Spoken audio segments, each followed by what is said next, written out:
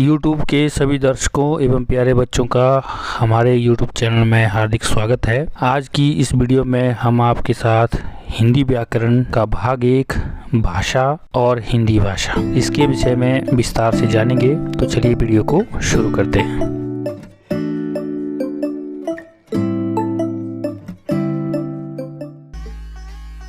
हिंदी व्याकरण एवं रचना, इससे आज हम हिंदी व्याकरण का पहला भाग भाषा और हिंदी भाषा इसे पढ़ेंगे। सबसे पहले भाषा की प्रकृति और प्रयोजन के विषय में जान लेते हैं। भाषा किसे कहेंगे? भाषा मानव के मुख से निकली वे सार्थक ध्वनियाँ हैं जो दूसरों तक अपनी बात पहुंचाने का काम करती है।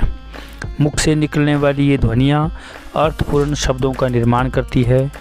इन शब्दों से वाक्यों की रचना होती है जिनके माध्यम से हम अपने भावों और विचारों को प्रकट करते हैं। भावों का अर्थ है अपनी भावनाएं।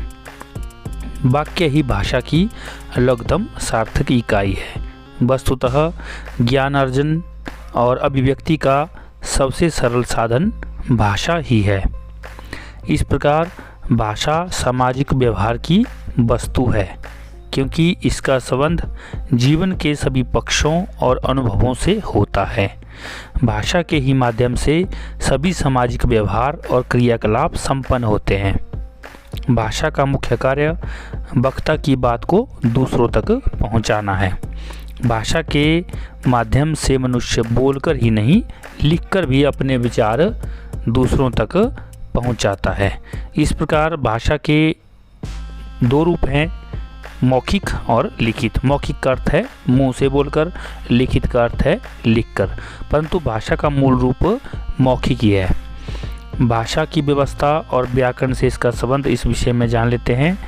भाषा ध्वनि प्रतीकों की एक व्यवस्था है जिसमें शब्द एक दूसरे के साथ व्यवस्थित रूप से जुड़े होते हैं। प्रत्येक भाषा की अपनी व्यवस्था होती है और प्रत्येक भाषिक व्यवस्था के अपने नियम होते हैं। भाषा की इस व्यवस्था के नियमों को ही व्याकरण कहते हैं। व्याकरण के द्वारा भाषा के स्वरूप की विस्तृत जानकारी प्राप्त होती है।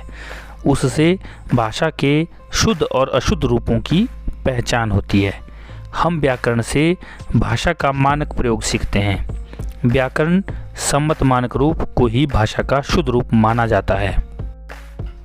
व्याकरण सीखने के बाद मनुष्य भाषा की प्रकृति को समझकर उसे शुद्ध रूप में बोलने, लिखने, पढ़ने और समझने लगता है। वह भाषा के प्रयोग में कम से कम अशुद्धि करता है। इस प्रकार भाषा में शुद्धता और एक रूपता बनाए रखने में व्याकरण बहुत उपयोगी होता है। साधारण शब्दों में कहें तो भाषा की शुद्धता और अशुद्धता का ज्ञान हमें व्याकरण से ही प्राप्त होता है। भाषा की व्यवस्था को सीखने समझने के लिए व्याकरण का अध्ययन किया जाता है। बिना व्याकरण के अध्ययन के हम भाषा की व्यवस्था को नहीं सीख सकते, ना ही समझ सकते। व्याकरण के मुख्य रूप से 4 भाग हैं। नंबर 1 वर्ण व्यवस्था, नंबर 2 शब्द व्यवस्था, नंबर 3 पद व्यवस्था और नंबर 4 वाक्य व्यवस्था। वर्ण व्यवस्था के अंतर्गत इसके अंतर्गत वर्णों के उच्चारण, लेखन और संयोजन के नियमों की चर्चा की जाती है तथा शब्द व्यवस्था के अंतर्गत इसमें शब्दों के स्रोत, शब्दों के भेद, रूप तथा रचना का अध्ययन किया जाता है। और पद व्यवस्था के अंतर्गत वाक्य में प्रयुक्त शब्द पद कहलाता है। पद व्यवस्था के अंतर्गत पद तथा उसके भेदों तथा रचना आदि का अध्ययन किया जाता है। वाक्य व्यवस्था, इसके अंतर्गत वाक्य रचना अर्थात पदों का क्रम, अन्विति, पदबंध, उपवाक्य तथा वाक्य भेद, वाक्य रूपांतरण तथा विराम चिन्हों इत्यादि का अध्ययन किया जाता है।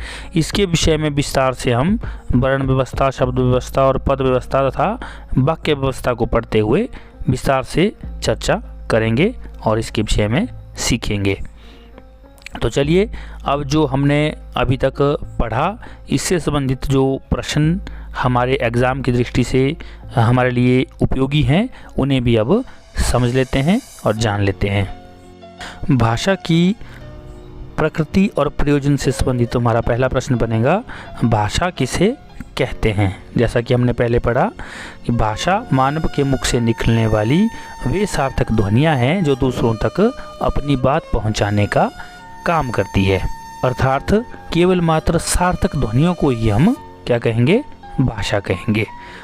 या फिर इसकी दूसरी परिभाषा इस प्रकार से देख सकते हैं हम, भाषा वह साधन है जिसके द्वारा हम अपने भावों और विचारों को दूसरों के सामने बोलकर या लिखकर प्रकट करते हैं। तो ये दोनों ही भाषा की परिभाषा कहलाएगी। कहने का तात्पर्य यह है कि भाषा का मुख्य कार्य वक्ता की बात को दूसरों तक पहुंचाना है। भाषा के माध्यम से ही मनुष्य बोलकर ही नहीं बल्कि लिखकर भी अपने विचार दूसरों तक पहुंचाता है। अब हमारा दूसरा प्रश्न बनेगा कि भाषा की सबसे छोटी इकाई क्या है। तो इसका उत्तर होगा, भाषा की सबसे छोटी इकाई वर्ण है। बहुत से विद्यार्थी यहाँ पे शंकाग्रस्त होते हैं कि भाषा की लघुतम सार्थक इकाई क्या है, तो इसके स्थान पे भी वर्ण लिख लेंगे, जबकि भाषा की लघुतम सार्थक इकाई वाक्य है, क्योंकि यहाँ पे सार्थक शब्द को जोड़ा गया है जिसका अर्थ है कि जिससे कोई अर्थ निकलता हो। तो भाषा की लघुतम सार्थक इकाई क्या होगी, वाक्य, और सबसे छोटी इकाई क्या होगी भाषा की, वो वर्ण होगी। तो इस प्रकार से हमारे ये 3 प्रश्न हो जाएंगे। अब हम आगे देखते हैं कि भाषा के कितने भेद हैं या कितने रूप हैं। तो भाषा के मुख्य रूप से 2 भेद हैं जो हमने पहले पढ़ा है, नंबर 1 मौखिक और नंबर 2 लिखित। इस प्रकार से भाषा के कितने भेद हो जाते हैं, भाषा के 2 रूप हैं, ठीक है, परंतु भाषा का मूल रूप मौखिक ही माना जाता है, ठीक है। तो उम्मीद करता हूँ आप यहाँ तक समझ चुके होंगे। अगला प्रश्न हमारा बनेगा, व्याकरण किसे कहते हैं। तो इसका उत्तर होगा हमारे पास, भाषा ध्वनि प्रतीकों की एक व्यवस्था होती है और प्रत्येक व्यवस्था के अपने नियम होते हैं। भाषा की इस व्यवस्था के नियमों को ही व्याकरण कहते हैं। या अथवा इसकी दूसरी परिभाषा इस प्रकार से देख सकते हैं आप, जिस शास्त्र के द्वारा हमें भाषा के शुद्ध और अशुद्ध रूपों की पहचान होती है उसे व्याकरण कहते हैं। या फिर आप इसकी परिभाषा इस प्रकार से भी दे सकते हैं, व्याकरण वह साधन है जिसकी सहायता से हम भाषा को शुद्ध रूप से लिखने, पढ़ने और समझने लगते हैं। तो ये 3 प्रकार की आपको व्याकरण की परिभाषा है। आप इनमें से किसी भी एक परिभाषा को याद करके परीक्षा में लिख सकते हैं और समझ सकते हैं। इसके उपरांत हमारा अगला प्रश्न बनेगा, व्याकरण के कितने भेद या भाग हैं। तो व्याकरण के कितने भेद या भाग हैं, हमने पहले भी पढ़ा कि व्याकरण के 4 मुख्य भाग हैं। नंबर 1 वर्ण व्यवस्था, नंबर 2 शब्द व्यवस्था, नंबर 3 पद व्यवस्था और नंबर 4 वाक्य व्यवस्था। क्योंकि उपरोक्त 4 भागों के विस्तृत अध्ययन से ही हम भाषा को शुद्ध रूप से पढ़ना, लिखना और बोलना सीख सकते हैं। अगला प्रश्न हमारे पास बनेगा, भाषा सीखने में व्याकरण से क्या सहायता मिलती है। तो इस प्रश्न का उत्तर होगा, व्याकरण के द्वारा ही भाषा के स्वरूप की विस्तृत जानकारी प्राप्त होती है। व्याकरण से ही भाषा के शुद्ध और अशुद्ध रूपों की पहचान होती है।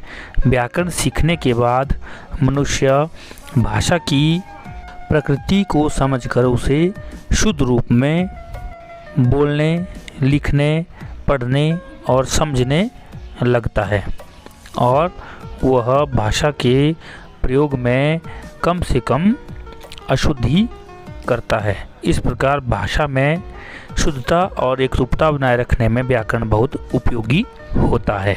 आशा है कि हिंदी व्याकरण के इस अंक की वीडियो में आप लोगों ने भाषा और हिंदी भाषा के बारे में विस्तार से जान लिया होगा और इसे ठीक से समझ लिया होगा।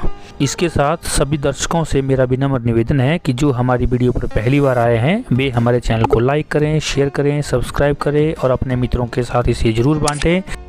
इसी के साथ वीडियो में बने रहने के लिए आप सबका हार्दिक धन्यवाद। मिलते हैं किसी दूसरी वीडियो में, तब तक के लिए नमस्कार। आपका दिन शुभ हो, मंगल हो।